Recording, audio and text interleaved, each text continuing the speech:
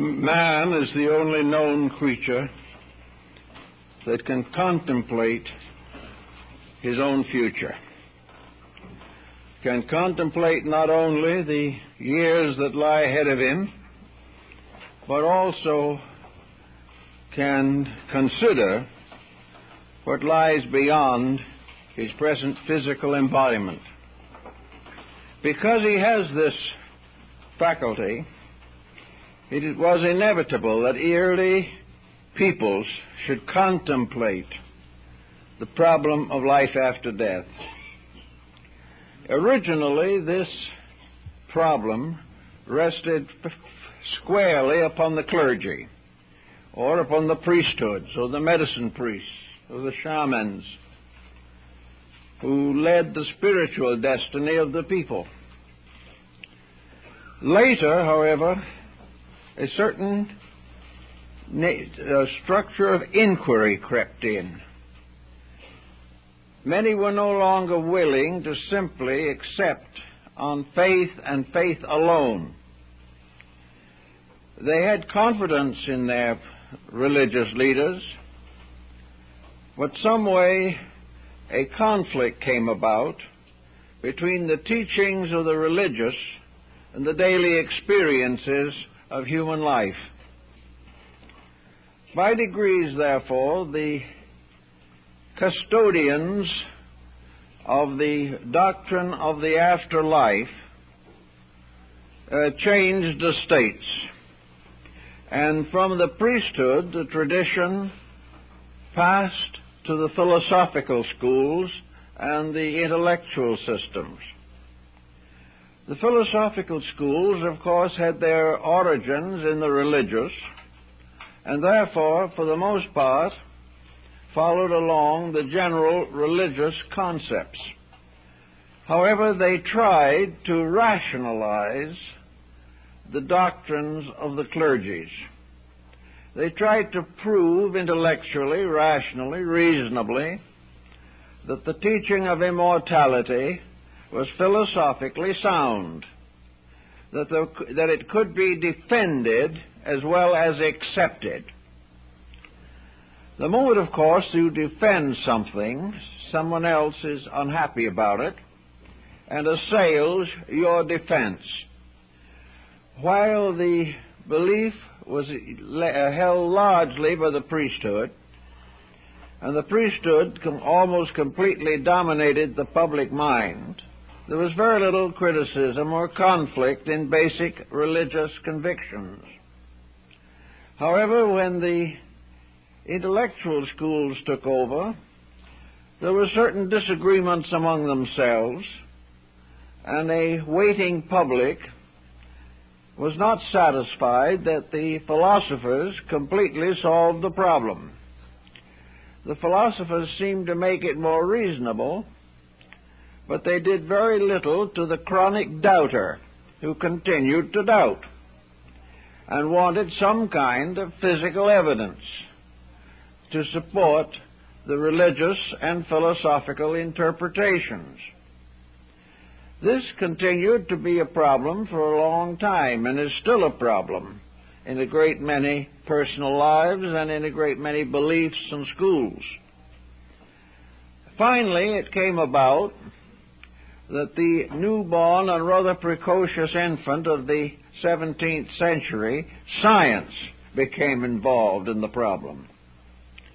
Science was reluctant to take any part in the situation, on the ground that science dealt with things that were physical, obvious, and could be examined, placed under laboratory controls, and could become the basis of research theses for those looking for a doctorate. The result of this was that the physical, materialistic scientists rather preferred not to become involved. Privately, they might admit a belief, or they might deny any belief. But for the most part, the scientist took an agnostic position. He did not deny the possibility, but he pronounced solemnly that no proof was available and in his own opinion, there would be no proof that would satisfy him that man could accumulate. Now, in the last 25 years, things have become somewhat more complicated in the personal life of the individual. He has become more interested in living. He also has become more interested in questioning the reasons for his own existence. It was easy in early times to say that all these things were locked in the will of heaven, that God alone knew why these things happened. Gradually, however, it became essential to the human mind that it began to understand why God did what he did. And out of this came questioning, and came a rising group of mystics and persons concerned with a new approach to trying to solve the problem. And that approach became closely associated with the rise of the psychological schools. Psychology seemed for a moment to be the open door into the world of the human mystery. Psychology, however, was largely academic, and most psychologists were as reluctant to discuss metaphysics as were the material scientists themselves. The psychologists did do considerable groundwork, but always it was dominated, at least publicly, by the patterns of academic procedure. Gradually, however, a new school has arisen among the scientific people. Younger men and women coming into the sciences, arising in medicine, in psychology, psychiatry, all of these counseling subjects. These people have become more and more vitally concerned with the problem of the true nature of the human being. And it has gradually come to be admitted that there is much evidence that the one life theory on which most modern world thinking has been established is simply not adequate. The only way you can justify it is to frustrate everything else. In order to justify the one life theory, you have to take the universe apart and throw the parts away. You cannot work into an intelligent concept of life.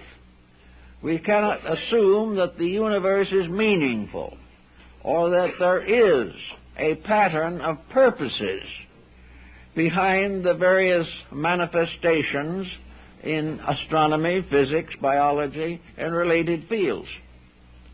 So it has gradually become more popular to suspect that there is a larger invisible background to evolution than we have been inclined to accept. We are beginning to realize that the world is very much like the iceberg, that the greater part of it is under water and cannot be seen, that a greater part of our physical existence is invisible, and that we are simply living on the certain peaks of knowledge that rise above the surface of the ocean of the unknown. The unknown, however, must be important. There must be something there that explains the known, because even with the best scientific advancement, the known does not explain itself, nor does man find suitable, satisfactory, and solutional answers to the various mysteries of his own existence. So we have this type of problem, and we have inherited it from our forebears, and we probably will always be faced with it. In the Western world, we have assumed that there was a certain survival factor, and that factor was largely dominated by a theological concept of punishment and reward. The individual leaving this world went to a desert. He went to something that he had earned. He went to the judgment of his existence. if he had lived well, he had a fair chance of a benevolent condition in the afterlife.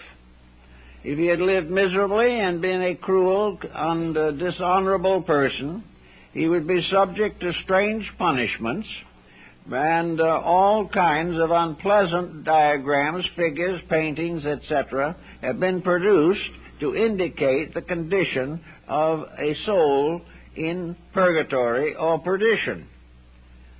This, however, was more or less a moral problem, and undoubtedly it frightened a number of generations into a state of conformity with prevailing opinions. We can't say that it increased virtue because of any great desire to be better. It increased virtue because of fear of punishment after death. Gradually, however, this has lost its flavor and has lost its impulse to condition human thinking. The average person today is not really heaven and hell conscious. He is not much interested in the thought, and down in the heart and soul of himself he does not believe that this doctrine is going to seriously affect him as a person. He is more apt to follow the idea that there is no life after death, and therefore all speculation is useless. He would rather be an atheist and believe in nothing than be a theist and believe in some of the things his ancestors accepted. It just did not seem to make sense. So now we have these new fields coming in. We have parapsychology. We have a tremendous increase in interest in psychic phenomena. We have more and more books being written every day reporting conditions of suspended animation and the probabilities of the survival of consciousness after death. These reports are met with a variety of reactions. Those who have always been of the idealistic mind simply smile and say, well, after 5,000 years, they've caught up with the facts we always accepted.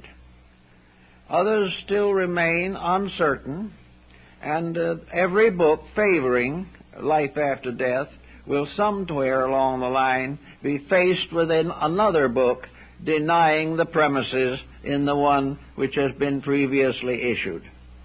So the problem goes on, and there seems to be no really easy way to answer this question. Now, we also know that the average human being has certain faculties which he likes to use, and the divine power in its infinite wisdom has bestowed upon the individual a power of intuition. It has also given him the power to evolve, liberate, and develop mysterious, subtle powers, attitudes, and levels of consciousness locked within himself. And gradually a number of rather progressive thinkers have centered their attention upon the simple fact that the only way in which the average person can convince himself completely, beyond any question of doubt, and find the final evidence for the certainty of his own immortality is to search within himself for the instruments of this knowledge. He must finally discover that within his own nature are the instruments necessary to convince him of life after death. He will have to experience life after death ultimately. And in the meantime, he has powers to research his own inner life, to determine by means of the development of extrasensory gamut the conditions of life which he cannot see. And all of the research up to the present time that is carried on within enlightened individuals, for the most part, supports the idea of the continuity of human consciousness. Now, while the West was approaching all this in its normal manner, Western people have always been more or less objective, and they object easily to almost anything. they have never been able to agree on any particular premise. And another point that has been in their disfavor for a long time is the tremendous materialistic overambition of Western peoples. A Westerner, for the most part, is an individual trying to improve his physical condition. He wants more money, he wants more status, he wants all of the good things of life. And the good things of life have become more or less an obsession with him.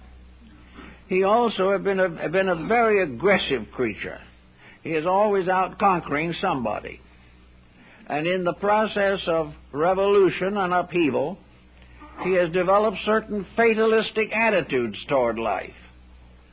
The Western person is not by nature inclined to be contemplative. He is not the type that sits under a tree and meditates upon the mysteries of life.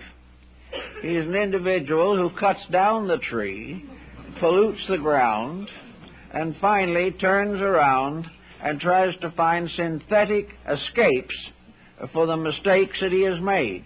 He is a plunderer of life, not a supporter of it. As a result of this, he is not very much inclined to contemplate optimistically, constructively, or idealistically the future of his own existence.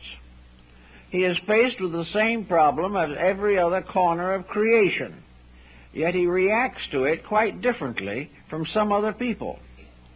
The reaction being largely dominated by his personal interests.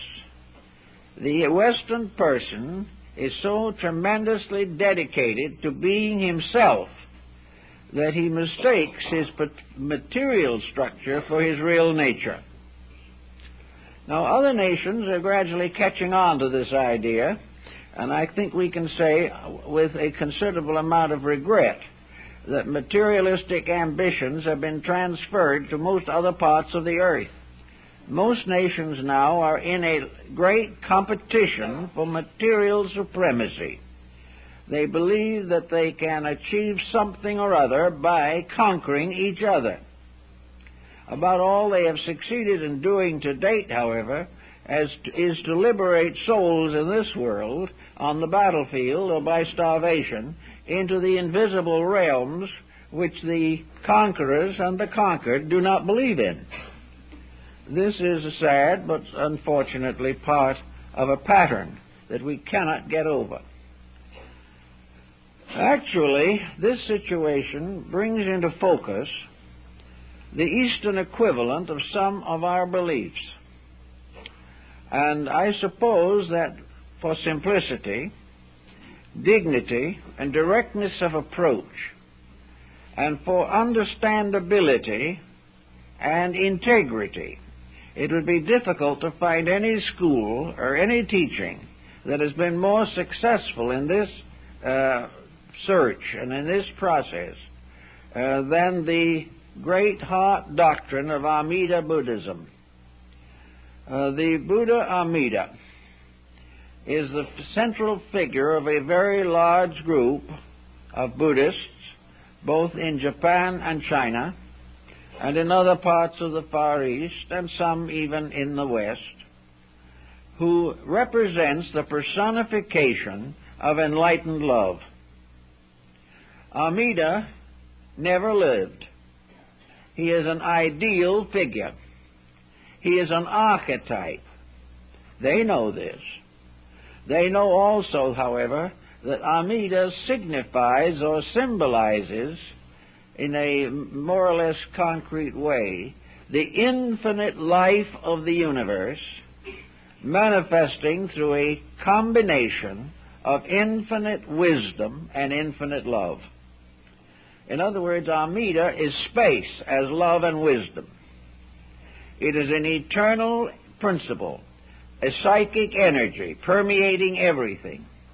It is the tremendous life principle which extends beyond the stars, beyond the galaxies, beyond anything that we know, and even in a mysterious way goes into the dark abysses of space and bestows upon them the blessing of the wisdom and love of reality. Amidism, therefore, is a belief founded in a very simple concept, namely that everything that exists is a manifestation of the infinite love of life for its own creatures.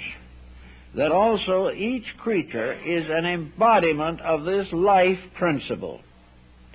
That each individual is responsible for the use that he makes of this principle. That he is responsible for the use that he makes of life and of living things. For this reason, Amidism is a philosophy or a religion of harmlessness. It recognizes no merit in destruction of any kind. It accepts no vengeances, no revenges. It can condone no grudges or intemperances or intolerances of any kind, because all of these exist only where the being involved has not become aware that the universe itself exists upon a strange warp and woof of wisdom love, and that the two terms are interchangeable, that they are two names for the same thing. Wisdom is not separate from love. Love is not separate from wisdom. They are both manifestations of life itself in infinite, continuous manifestation. They represent this concept by a radiant figure, a figure that represents an evolvement of consciousness. Life, in the process of growth, is constantly producing superior types of things. Down through the ages, it has resulted in the great descent of evolutionary procedures. Life is forever excelling itself. And as in the story of the chambered Nautilus, man, nature, the space around him, the universe, chaos, cosmos, are all in a case of constant growth. They are building nobler palaces and temples for their souls. Thus, everything is growth. And growth means that in the course of time, growth must result in things attaining a degree of superior growth. Growth is more than a physical situation. The individual is born, grows up, matures, grows old, and passes on.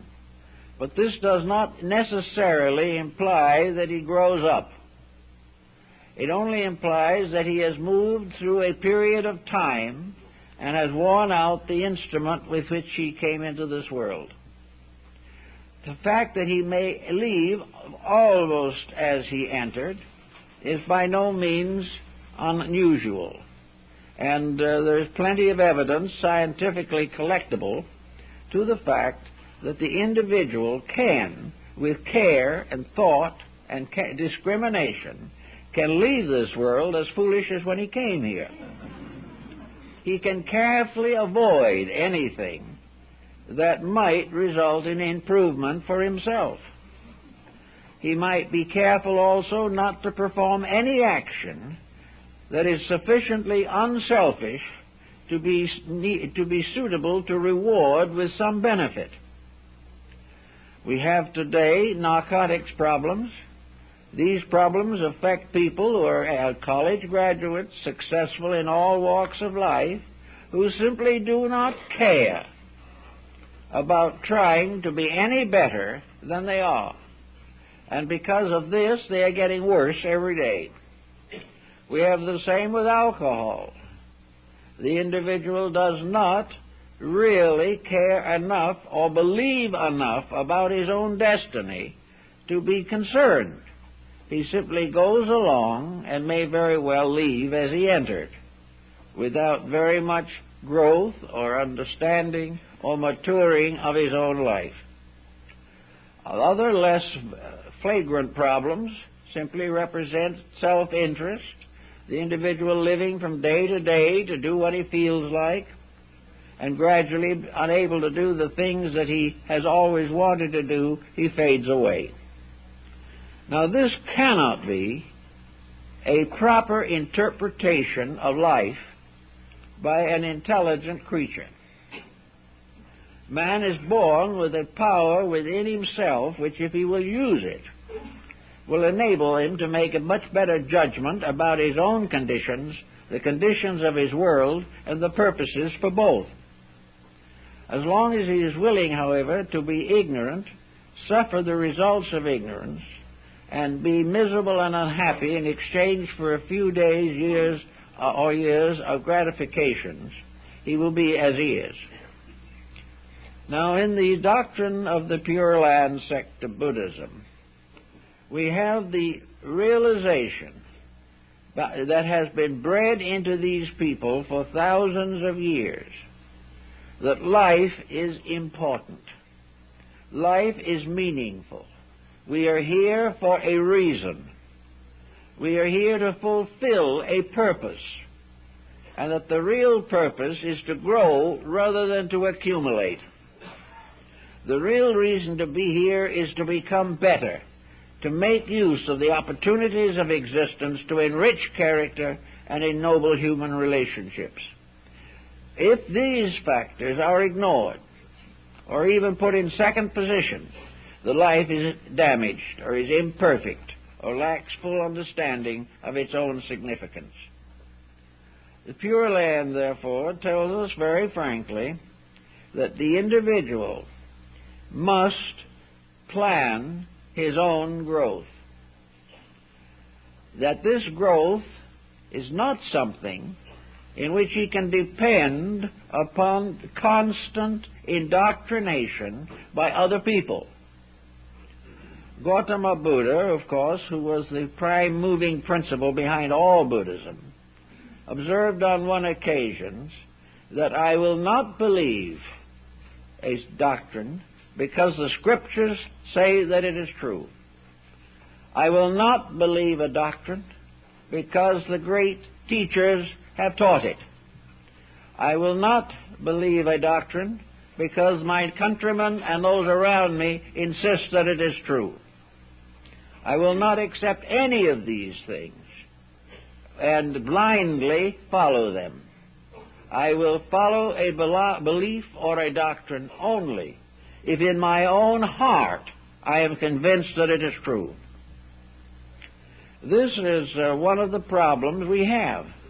People are following doctrines and teachings which their own hearts have not yet found ways to interpret or understand. Therefore, Amitism is called the Heart Doctrine. It is the individual growing up heart first and recognizing what are called the Buddha seeds that are planted by eternal life in the heart of man. He must help these seeds of truth, realization, and integrity to grow by dedicated effort. If he does not do this, then the real purpose of life is lost. Amitism arose as what is called the Northern School, or the Great Doctrine. And the Great Doctrine is the teaching of the large path that leads to salvation.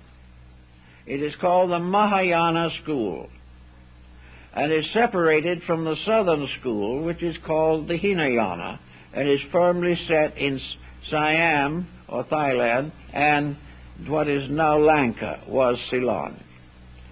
These southern followers follow an ascetic life.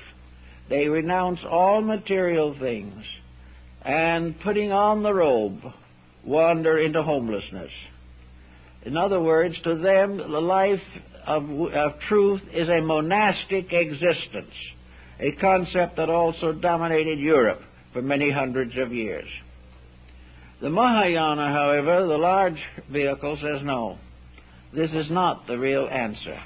The real answer is not that the individual shall perform these types of austerities because they are recommended or told to him by his religion or his philosophy or by his various teachers.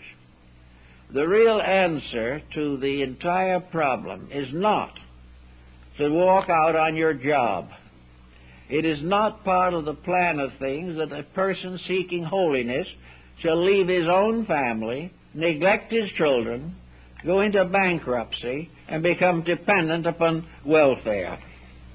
This is not the religious life. This is a symbol, a very cheap symbol of poverty, used as an example of piety. That the individual who gives up wealth, gives up all, is simply based upon the mistaken point of view that for that individual wealth is all, when it is not the case. What the Mahayana school teaches the individual to do is to stay with his job, do the things that he knows he should be doing, serve his fellow man unselfishly and thoughtfully, and at the same time keep in his heart the mystery of salvation. In other words, the Heart Doctrine is one of the continuous remembering of the divine plan and its purpose for us. That this remembering goes into everything we do. It goes into the arts which we create. It goes into the labors we perform for common good. The carpenter builds a house, remembering the infinite love of Amida. The mother with the child cares for the child and gives her whole heart to it, really and sincerely, forgetting self, because in so doing she feels that she experiences immediately within herself the unselfish love of the Amida. So where unselfishness leads, Amida is present. Where selfishness leads, the rather unpleasant figure of the demon kings begin to arise. They are not the symbols of the pure doctrine. One of the simple symbols of Amidism is the symbol, what is called the symbol of the presence of the other. Every monk or priest or devout member of the Amidist sects believes always that he walks and lives and thinks with another. There is this other person whom he cannot see, but who never leaves him and is constantly guiding, protecting, and guarding him, and constantly helping him to sustain his faith. This other is not, however, an imaginary being, dreamed up by his own need.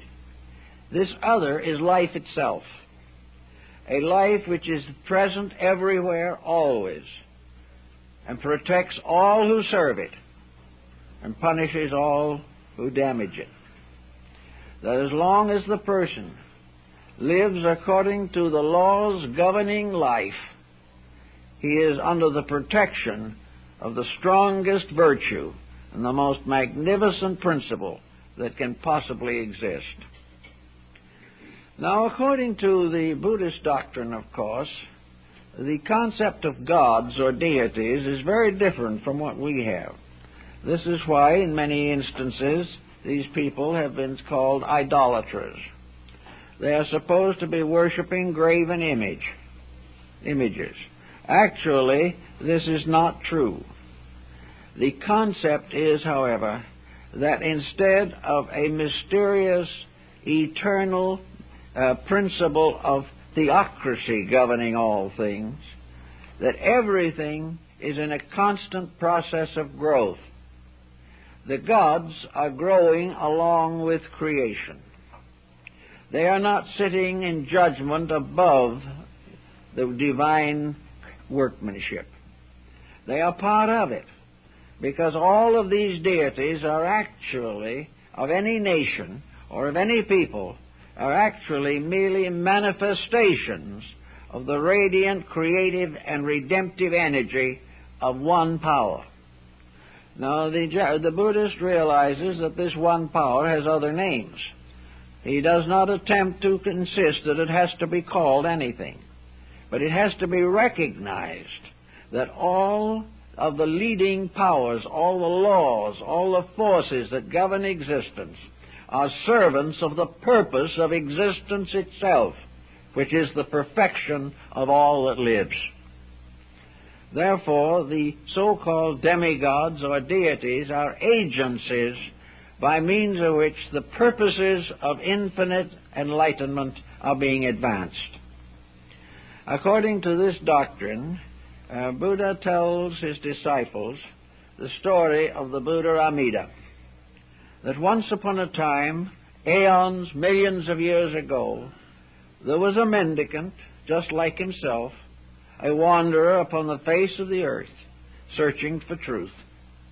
And this wanderer passed through many, many embodiments and found more and more of the light that he needed and desired. And at last, after hundreds of lives, he attained to the condition of an arhat, or an enlightened servant of the law. And in this condition, he gradually performed more and more saintly works until it was finally his merit over millions of years to become a bodhisattva. Bodhisattva means an enlightened self. And when he came to this degree, he became embodied in great labors of philanthropy, great labors of service. He contributed to the good of all things in a strange and wonderful way, because he was gradually diffusing himself throughout life. He was no longer working for himself. He was not even working for life. Life was working through him to the fulfillment of its own purposes. And finally, in the great day, be with us, it is said, this being attained to the right of Buddhahood. And this right was the highest good to which the being could ascend and still exist as a being in a universe of conditioned existence. And when the time came for Amitabha to attain to Buddhahood, he then took the great vow. The vow being that he would not accept the fullness of his own labor. He would not pass on into the infinite love of Amitabha. He would not go into that great glory of perfection from which there is no return. He would not leave this world until, and then he made the vow that is important to our present subject. He said, I will not attain or accept liberation from the responsibilities of existence until I can take with me into the other land the smallest of all things, the tiniest gnat floating in a sunbeam. There shall be nothing so small that I will go into perfection without taking it with me. And as a reward for this vow, he was made the Lord Buddha of the Western Paradise, the paradise of Amitabha, which is nothing but his own heart. And in this heart is the radiance of salvation, a salvation that must, however, always be earned, a salvation which is like a schooling. It is not bestowed. Salvation is not something that can be handed to someone. It is not something that can be produced by miraculous means. It is not a fulfillment based upon what we would like or what we want or what we think we deserve. Actually, enlightenment is the condition of the internal realization that we are created for one purpose alone, and that is to advance the destinies of all that lives. So with this vow, Amitabha became the guardian of the Western Paradise. Now, we have not noticed many times in reading religious books and so forth that nearly always paradise is located in the West. We have a slang-like term that we use here, that when someone passes on, they go west. We are not certainly involving them in Buddhism, but it seems that always, in the Greek mythology, the Blessed Isles are to the west. The new Atlantis was to the west. The Utopia was to the west. Always the blessed lands of perfection are to the west. And the ancients firmly believed that this Western Hemisphere was to be the blessed land. And certainly that was the teaching of Buddha, of Bacon, in his work, The New Atlantis. It was to the west. And it was a place where all good things would be done, and where human beings would live together in peace and happiness and wisdom. And as he puts it, that all knowledge should be for one purpose only, the accomplishment of the greatest good for the greatest number, without any implication of selfishness. So Amida, however, in the Western paradise, lives in a radiant world symbolically represented by the Taima Mandara in Japanese Buddhism. Here he is seated in paradise, and he is surrounded by the 16 intercessions, by means of which he serves those who need him. And all of these intercessions are based upon one pattern, primarily, that he approaches those who have approached him. Whenever any human being, from the depths of his heart, asks for the participation in the mystery of divine love, and wishes to have the opportunity to love without self, to love without any hope of reward, without any ulterior motive, then this is the love of Amida in himself. This is the other who walks with him. This is the highest aspect of his own nature, and this highest aspect is always part of the one great love aspect of creation. So the Amidist doctrine has developed gradually, particularly through the teachings of two great monks, Honen and Shonen. These two men, of entirely different temperaments, made great contributions to Japanese Buddhism and became the leaders of the school of the Amidist sect.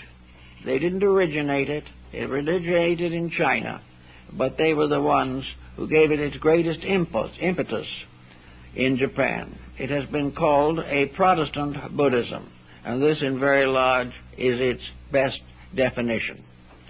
Honen was a very interesting man. He was a man who had to stand by while his father was brutally murdered.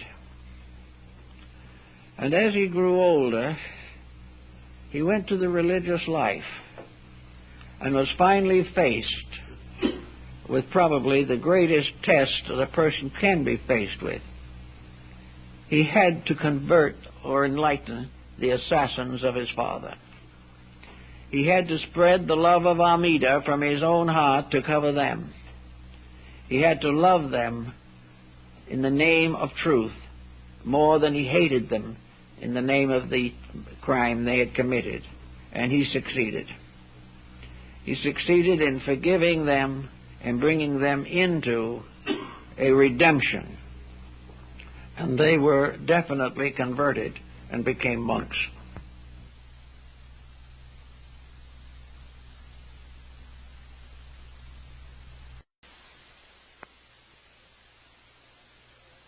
He had to spread the love of Amida from his own heart to cover them. He had to love them in the name of truth more than he hated them in the name of the crime they had committed. And he succeeded. He succeeded in forgiving them and bringing them into a redemption. And they were definitely converted and became monks. So Shonen was a different type of man.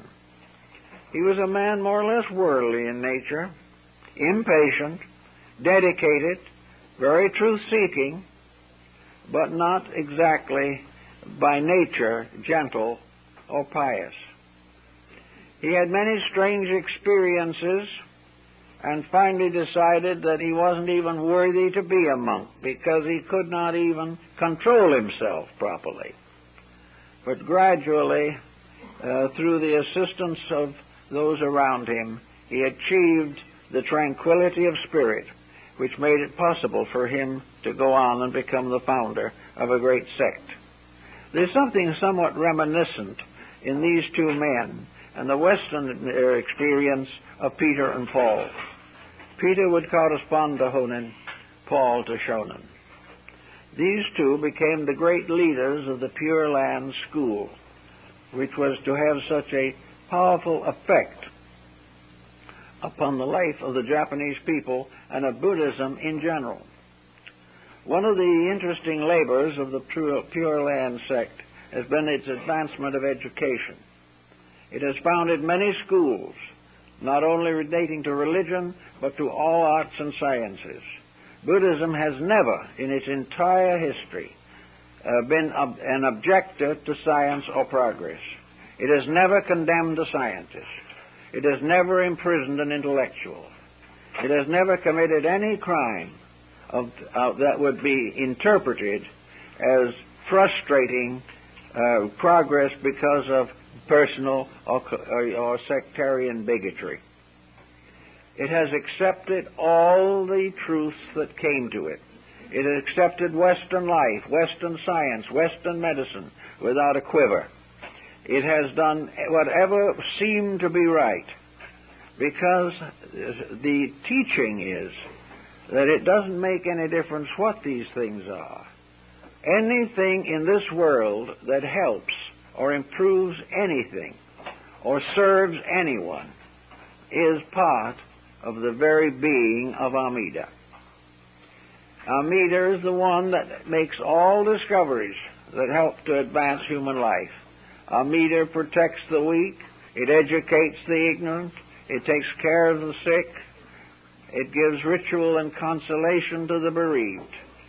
No matter what sect it belongs to, what creed it is, where it unselfishly serves human need, the spirit of Amida is with it. Call it what you will. There is no problem of trying to convert one to another belief. The only conversion necessary is to realize for the person involved that the good deed he is doing is because this good deed is a ray from the eternal life of good everywhere in space. So Amidism has a space dimension that is very interesting. It takes us far out beyond the common boundaries of the universe and places at the seat of things a power, the power of infinite love, that this is the basis of everything. Now the intellectual will say it should be perhaps not just love, because love is very personal sometimes and is sometimes inclined to spoil the naughty child or to overlook faults and things of that nature. But then Amidism answers again with the same answer. If love is weak, it is not love.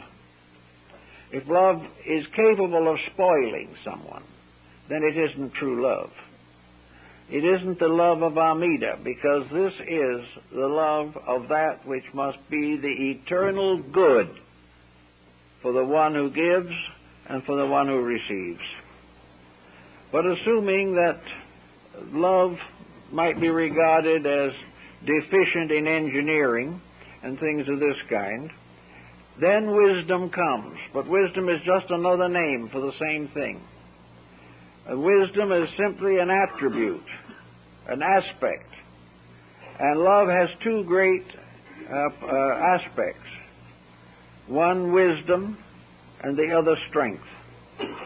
The strength of love is that which permits it to endure regardless of persecution, regardless of death, regardless of anything. Strength is the immovable foundation of reality. Wisdom is the willingness, the skill to devise the ways and means for accomplishing the works of truth. Wisdom is the servant of love, not the master. Wisdom is that which rationalizes and makes reasonable that which the heart knows to be true. And wisdom also is the power which finds ways to put love to work in the world to achieve the good that is necessary. So Amida's paradise, in the pictures and various imageries, is a very interesting spot. It is a beautiful place, of course it would be. But the paradise of Amida is not heaven. It was never considered as such, really. It has nothing in common with the idea of a place where we go into an unknown infinite and no one knows what we're going to do after we get there. That's too abstract to fit into a plan. The Amidist is quite certain that the mere fact that an individual dies does not liberate him from responsibility. Responsibilities transcend death. They transcend all changes, for responsibilities continue until they are met. And the moment a responsibility is met, another one appears. There is no end to the fact that the human being is created to serve. And when he is no longer serving in the present embodiment, he is serving elsewhere. There is no such a thing as a lazy salvation. There is no one who is going to be able to experience the idea of departing from this life and resting forever. He is not going to float to heaven on flowery beds of ease, as the old psalm used to say. He is not only one more river to cross, there are many more rivers to cross. And the individual will finally discover that this fact, that there is a job over there, is just as much a reward and an evidence of love as it would be to leave the individual in some place of achievement with no projects, no purposes, and no reason for being there.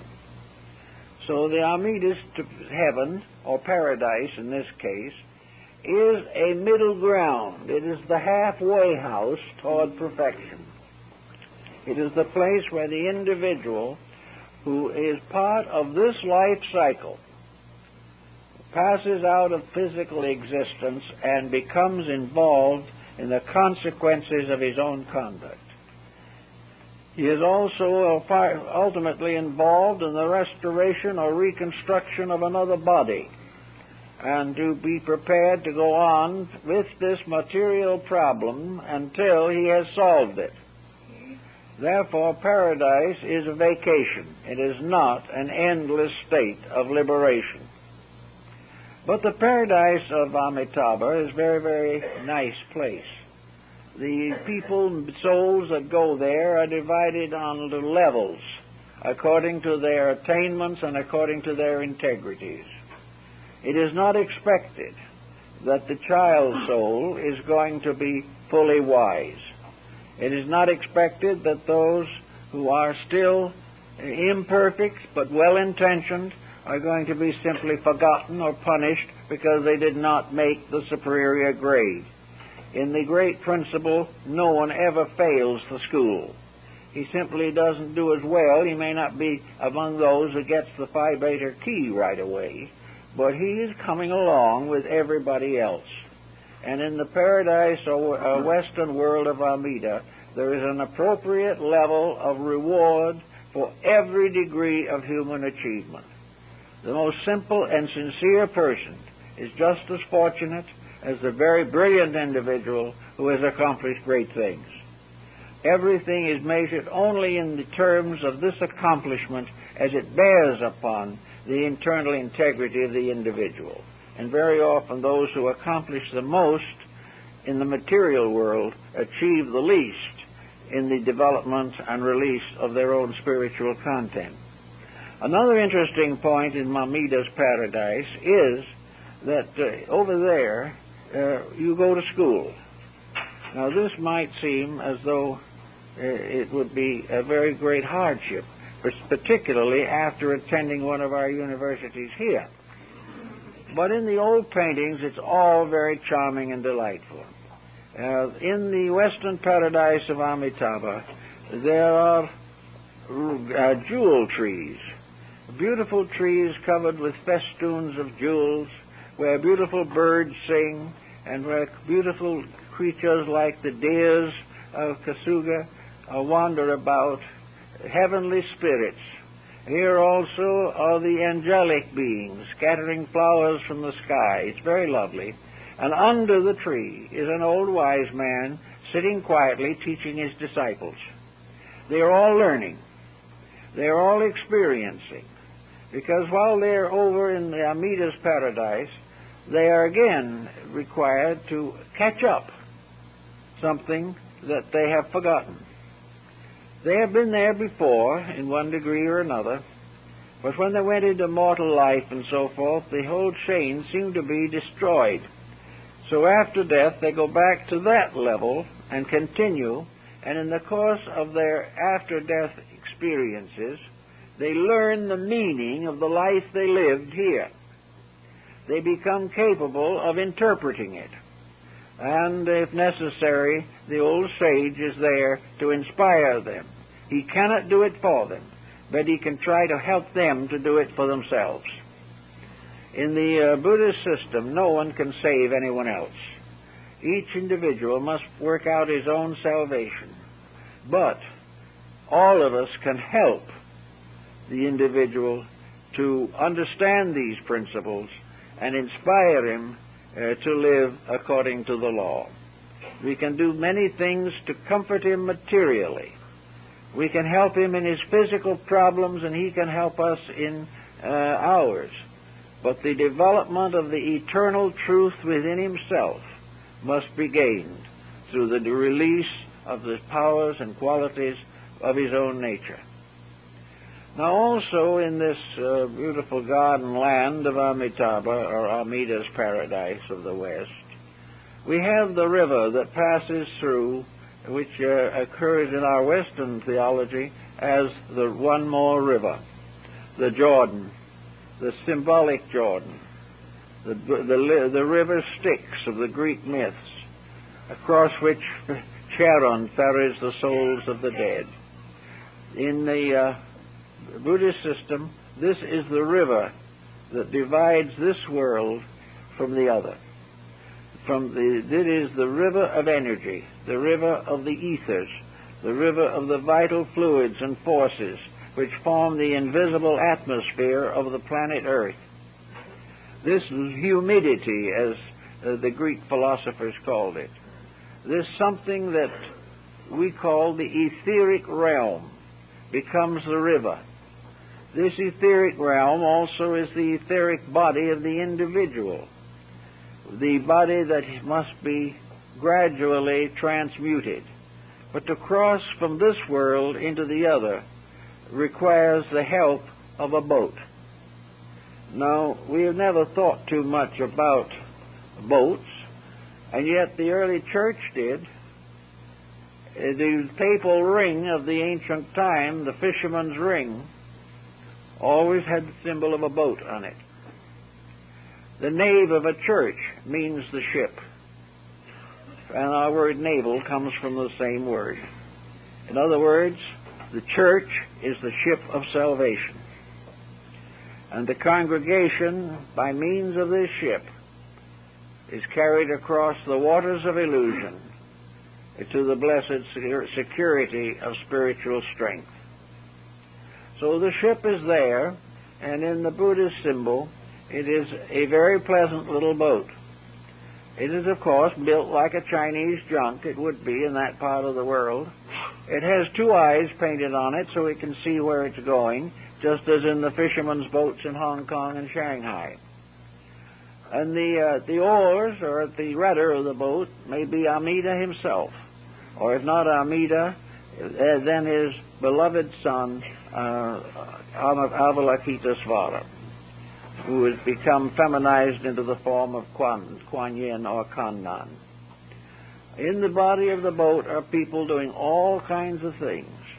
And I think it is interesting that the doctrine includes the idea that most of these people do not know where they came from, do not know why they are there, and do not know where they are going. For them it's simply a vacation. They are outward bound. And in the Ship of the Doctrine and many of the old prints of it, the old man sitting on the back deck with a fishing pole fishing across the river. This is a kind of a quaint whimsy, but it is more than it seems to be, because this ship, which carries us across, may be regarded as faith, it may be regarded as hope, but it is something that we have to experience as transition. It is the process of moving from this world to the next. Sometimes it's in sleep, sometimes it's in waking. Sometimes there is a clear memory of parting, others there is not any memory. Some wake up long afterwards. But this is the ship, or the symbol, that carries the life from this world to the next, and it is the body of energy fields, the ethers, which forms the vehicle for the transmission of the consciousness from this world to the next. When the physical body is gone, the etheric body takes over, and that is the ship of the doctrine. It is that which carries us to another port, but cannot go with us beyond that point. Also in the Amida system, we have the way of attaining a certain meditational life. The Amidist has a kind of mantra, Namu Amida Butsu, which means adoration to the Buddha Amida. This is something that is a song that devotees may sing as they walk along the road, or particularly monks making a pilgrimage to a shrine or something of that nature. But these words stand for something. They stand for a continuing attitude. They stand for the fact that the heart itself sings. This is quite important to their philosophy. It is the singing of the heart in themselves. As they go along doing anything of life that they are supposed to do, they are constantly worshiping reality. Nothing that they do is trivial. Nothing that is done without a full spirit of insight and a full dedication. Wherever the person goes, whatever job he performs, if he cashes a check or puts a new sole on a shoe, as he proceeds, he recites the words, adoration to the Amida Buddha. In other words, all these things, everything that is done, is an offering. It is an offering of the human soul to that which is its own source and salvation. I remember in the late 60s, when I went over to Japan on one of my earlier trips, I noticed in the taxi cab, the driver had a little sacred painting, little sacred picture, a little ofuda, as it is called, a picture of Amida. And it was in his cab. So I talked to him a little while, and I asked him, I said, is this a charm? Is this something that you carry as a relic, or as like a holy medallion or something of that kind? He said, well, I guess maybe it is. I said, do you believe that it has power to protect you? He said, no. I do not believe it has the power to protect me. But I believe it will remind me not to do the thing for which I would need protection.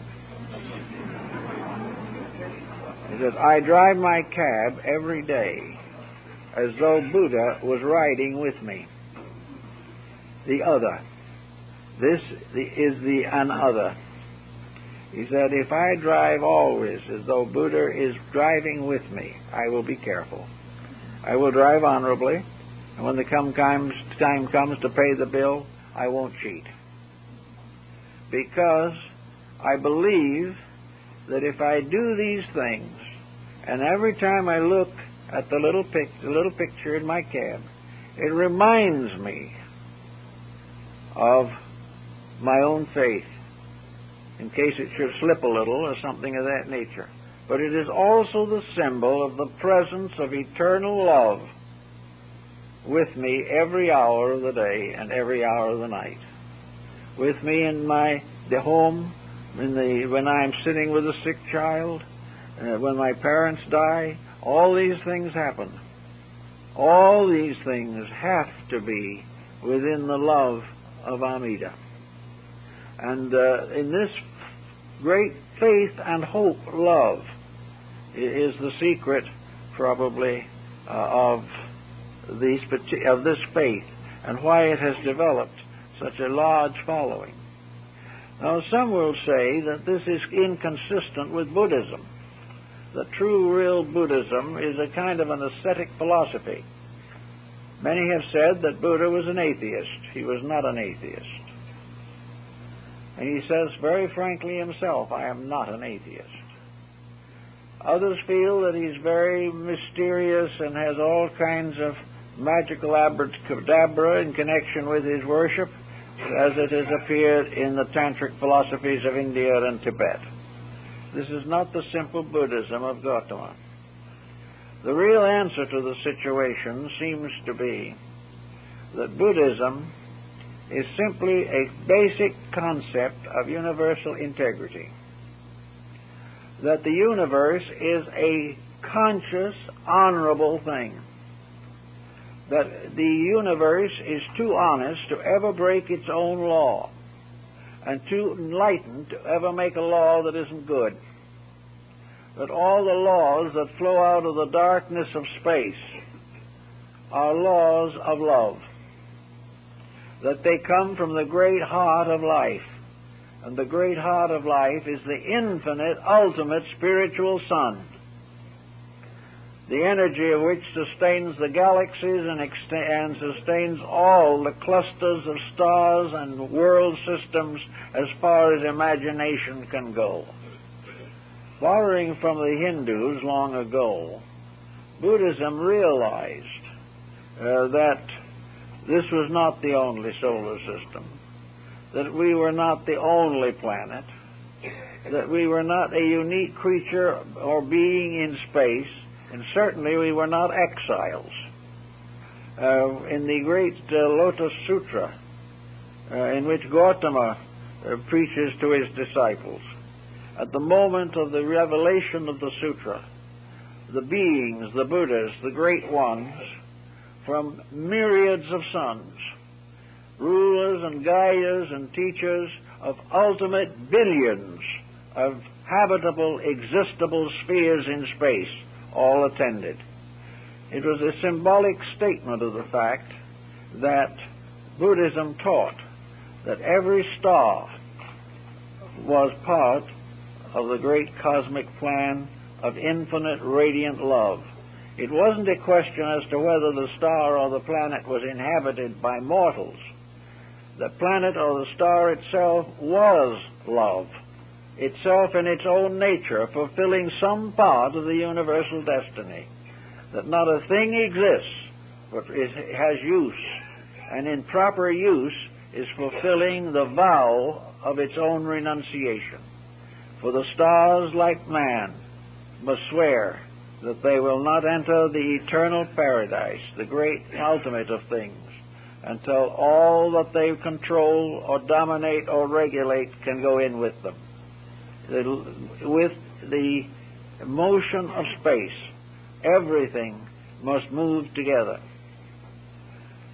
In the Amida system, the final parinirvana, the end of mortal existence, is reserved for those who have solved all problems and in whose nature and life karma has ceased. Now, there are a great many people who don't like karma. They take it very personally. They feel that it is one of the most common detriments to their happiness. But actually, karma is not anything of this nature at all, because the karma rewards good just as quickly as it is said to punish ill. Karma does not punish ill. Ill punishes itself, but it is the law of karma that regulates the procedure. Karma also rewards itself. But as time goes on through the evolutionary processes of things, the individual, by learning, by living, by dying, by being reborn, by contemplating and meditating the realities of existence, gradually learns not to make the common mistakes that have burdened him for maybe many hundreds of ages. He discovers the virtues of life. He begins to practice greater kindness. He is more thoughtful. He lives a cleaner life. He is more attentive to those values which are good. His love of beauty increases. His integrities are strengthened. And gradually, karma fades out. When the debt is paid, it's finished. The only reason why karma hangs on is because we have too many unfinished debts. But when we finally meet them, then the karmic responsibility fades out little by little. And according to Buddhism, it is karma that brings us back.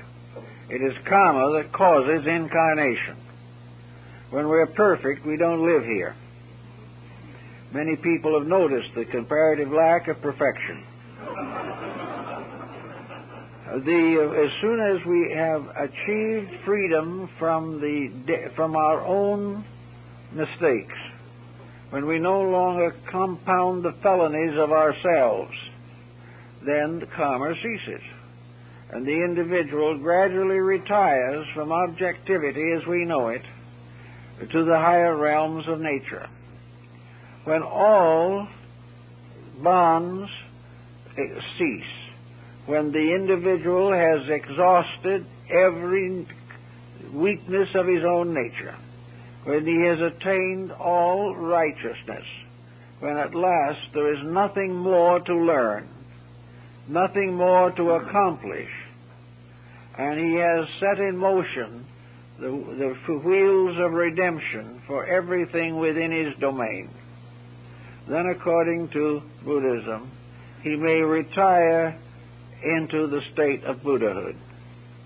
From this state, he cannot return to this world as a person, because in correcting his mistakes, he has also exhausted his personality. The moral rule being, a personality is a mistake. It is a compound of errors. It is a structure composed of things that are not being done well. In other words, a personality is a monument of weaknesses, imperfections, delinquencies, or those vacuums caused by ignorance and thoughtlessness and self-centeredness. Therefore, the personality cannot attain perfection, because perfection is the final release from it.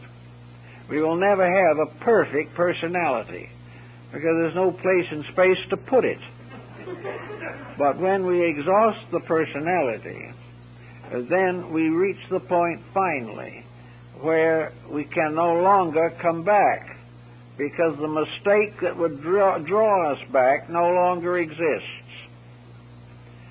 When this state happens, the bodhisattvas, according to the Mahayana school, leave one mistake. They purposely leave one shortcoming so that they can come back and serve. After this one shortcoming is finally met and paid for, then they cannot return. But they purposely leave something as a link between themselves and a world in pain. in order that they may continue to serve by enlightening. According to the Buddhist concept and according to Buddha's own doctrine, those who enter the final Mahaparinirvana, or the extinction of self, which is the troublemaker, then the being is reunited with life itself and continues to exist in life as life, in a great reservoir of life. But the only way it can come back is through life. In other words, that which cannot be born again on earth is born again in the heart of every believer, because it has now become universalized and is one with all that lives, and becomes part of the soul heritage of dreams or ideals or hopes or aspirations, which are to bring ultimate liberation to others. It's a fascinating story and a very interesting doctrine, and we are gaining considerable information and assistance from it in our studies of abstract philosophical problems. The psychology of the Buddhist system is extraordinary, as Professor Max Muller pointed out. Whereas most of our systems are essentially founded in theology, this is founded very largely in a kind of cosmic justice. It is not a system in which you worship primarily by paying homage to something. You worship by releasing life, wisdom, and truth through your own conduct. There is no ritual that can take the place of release. And this release must be by intention. And this intention comes by dedication. No one is expected to be better than they can be, but each one is expected to be a little better than he might be. And this process keeps on going in the redemption of the human being. There is no theological structure. All goes back to a great astro-theology or a great psychotheology, in which the universe itself is one vast living thing. And the Amidists regard it as the Buddha Amida. And this great living thing, in whom we live and move and have our being, is also the thing in which this thing itself lives and moves and has its being in us. And we are gradually achieving the liberation of the Amida. We are gradually fulfilling the vow of Amida. All the world together, by growing, reaches the point where it fulfills the original vow, namely that we are now ready, with all other creatures, to go with Amida into the Western Paradise. When this happens, then we have all achieved. But Amida cannot make this happen. Amida can only sit quietly. And through helping, through teachings, through art, through music, through contemplation, through meditation, and through all these self-disciplines, to inspire the individual to finally make this adjustment and advancement for himself. The individual becoming aware of the great law, becoming aware of the eternal plan, has the right to dedicate himself to it.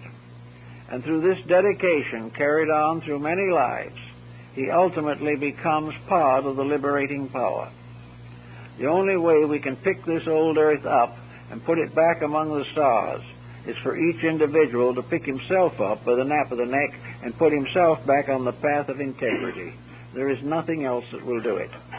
There is no way that we can look forward to a time when the fulfillment of the great rule can be accomplished except by ourselves. Now, some theologies approach it differently, on the ground that there will be a dividing between the sheep and the goats, and that those who do not make it will simply go to perdition, be eliminated, or will be passed into some other state of condition, and that only the righteous will survive. The Amitabha doctrine can't accept that, any more than it can accept a salvation which does not find place for a small bird, or a little worm, or an insect, or maybe a tiny thing living upon garbage and corruption. That thing too must come to attainment. Therefore, in Amitabhism, there cannot be a division in which the good go on and the evil do not. The good in man goes on and the evil fades out. But there is no way in which Amida can achieve liberation by casting out of his own mercy, his own love, and his own wisdom any soul for its imperfection. Therefore, the labor must go on until each one is finished. There can be no release, no perfection, no ultimate state except that of reunion with the perfect love of the Amida Buddha. This is perhaps a summary, but it may give you a slight understanding of some of the interesting points in connection with this faith, which may make some points a little clearer to us. We do not have to accept the faith. It has nothing to do with it. In fact, secretly and now more generally, it is realized that in the first century, Christianity in its original form reached India, and that it was at the time that Christianity in its original form reached India that the great vehicle was created. In other words, it is now suspected that both of these things happening in the first century A.D. are not merely coincidental, and that a very large part of the Mahayana Buddhism has been inspired, influenced, directed, and conditioned by contact with Christian principles. So we have another interesting point for general consideration. Now I have an announcement I'd like to make, which I hope you'll listen to fairly attentively.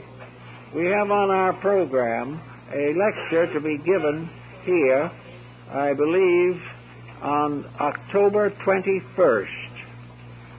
Let's see, this is canceled. The speaker was a person by the name of Barbara Taub, T-A-U-B, and by circumstances beyond her control, she is unable to be here. So if you were planning on this, make the correction on your program. And now I'm going to give a little time to myself now. I'm going on 2 weeks vacation. And I will then be back with you as usual, and I hope that you all have a good time. Be sure and visit Mrs. Olson's collection of pictures in the library. They're really outstanding, and I know you'll enjoy them. Thank you very much.